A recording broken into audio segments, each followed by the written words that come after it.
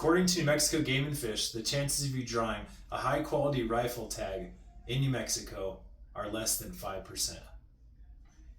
Everyone in a competitive shooting world, from F-class, where they shoot out to 1,000 yards at targets, to people that shoot extreme long range competitions at 2 miles, reload their own ammo.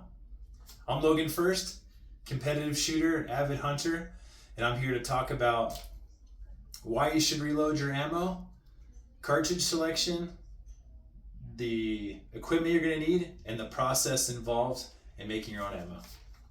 So first, let's talk about cartridge design. So we'll go over a little bit of what the cartridge is. So I have an awesome drawing right here showing the cartridge, and then the headspace, which is the shoulder. That's how much room your cartridge has in your chamber. And then we'll talk briefly look at neck tension. The neck is what holds your bullet in, how much tension it is. And then we have the bullet, and then your primer, and then the powder that goes inside of it. That's the basic overview of a cartridge.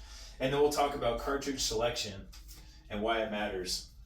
So great example here, we have a couple different selections of cartridges, anything from an A10 all the way down to your 22 long rifle, the old Humble 22 long rifle.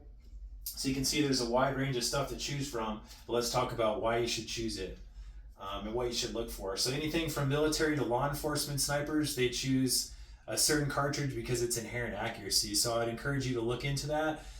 Pick something that's going to work well for you, and pick something that's known to be accurate. SOCOM years ago, Special Operations Command, they had a solicitation for their semi-automatic sniper system, and they had the old round was a 308 out of it, 308 Winchester, and they went to do more research about a 6.5 Creedmoor. They found that after 600 yards, the targets at a distance of over 600 yards, a 30% increase in hit probability was given to the 6.5 Creedmoor, so they obviously selected that. So that's what shows you the importance of choosing the right cartridge for the job. So now we went over cartridge. Let's talk about equipment. So some of the equipment must-haves that we need. We're going to need something to measure your powder. We're going to need something to actually shape the case or seat your bullet, and that's going to be a reloading press. And then we're going to need a measurement tool right here. This is a micrometer that will measure a couple of those different parameters. So expensive versus cheap. The expensive stuff, big part about it, it's going to save you time. You're going to invest a little bit more money. It's going to be just so much faster. And then as far as brands go, anything that's like a high quality brand, just kind of do a little bit of research about it. My preferred go-to is this green brand called RCBS. Hardity is really good. Area 419. With modern engineering now, it's almost just kind of like a choice, and then kind of look at what competitors are using and kind of choose some of that stuff based on that. So first we talked about cartridge. Second we talked about equipment, and then now we're going to talk about the process of it. So we have cartridge right here. First we're going to prime it, then we'll use the powder dispenser to put the amount of powder that you're going to need into it, and then we'll set our bullet into it. In this case it happens to be 180 grain projectile, and then we'll seat it with the lever arm there, and then we'll have your finished cartridge case ready to be fired out of an ammo, as an example of it right here.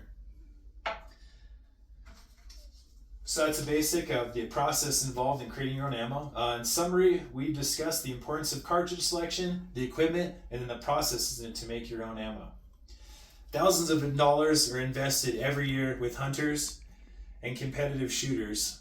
You have your time off of work, your hard-earned time off of work, your time away from your family, hiking miles in the dark. There will be a moment that arrives when that shot matters. Hopefully I've explained the importance of reloading your own ammo and how you can capitalize on that moment. Thank you.